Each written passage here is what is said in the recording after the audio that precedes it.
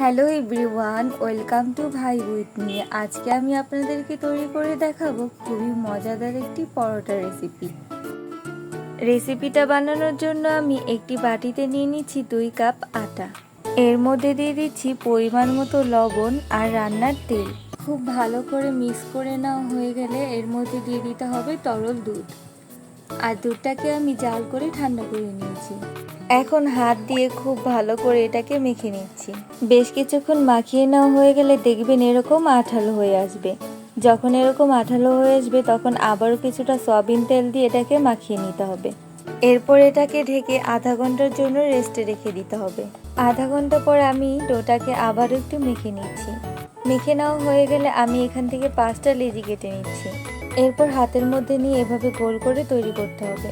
এখন এখান থেকে একটি ডো নিয়ে সামান্য আটা ছিটিয়ে এটাকে রুটির মতো করে বেলে নিচ্ছি। তো আমার রুটি বেলা হয়ে গেছে দেখতে পাচ্ছেন।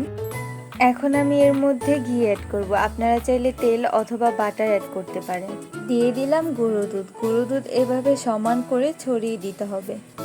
ঘি দিয়ে তৈরি করলে কিন্তু টেস্টটা আলাদা আসে, আবার বাটার দিয়ে তৈরি করলে টেস্টটা অন্যরকম হয়। দিয়ে দিলাম গুঁড়ো দুধ। গুঁড়ো দুধ এভাবে সমান করে ছড়িয়ে দিতে হবে। এরপর দিয়ে দিচ্ছি চিনি। চিনিটাকে চাইলে আপনারা ব্লেন্ডারে পাউডার করে নিতে পারেন। আমি এখানে এভাবেই ইউজ করছি। উপরে সামান্য আটা ছিটিয়ে আমি আবারও পরোটাটাকে তৈরি করে নিচ্ছি। আমার পরোটাটা বেলে নেওয়া হয়ে গেছে দেখতে পাচ্ছেন। ঠিক এরকম করে বেলে নিতে হবে, খুব মোটাও না আবার পাতলাও না। পরোটা ভাজার জন্য চুলায় তাওয়া বসিয়েছি। খুব ভালো করে হাই হিটে এটাকে গরম করে নিয়েছি। তারপর কিন্তু আমি পরোটা দিলাম।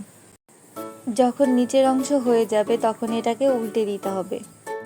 আর তাওয়াটা যদি খুব ভালোভাবে গরম না হয় সেক্ষেত্রে যদি আপনি পরোটাটা দিয়ে দেন তাহলে কিন্তু পরোটাটা শক্ত হবে, সফট হবে না। দিয়ে দিলাম 1 চা চামচ ঘি। দিয়ে এবার এটাকে ঘুরিয়ে ঘুরিয়ে ভেজে নিব। এটাই ছিল আমার আজকের রেসিপি।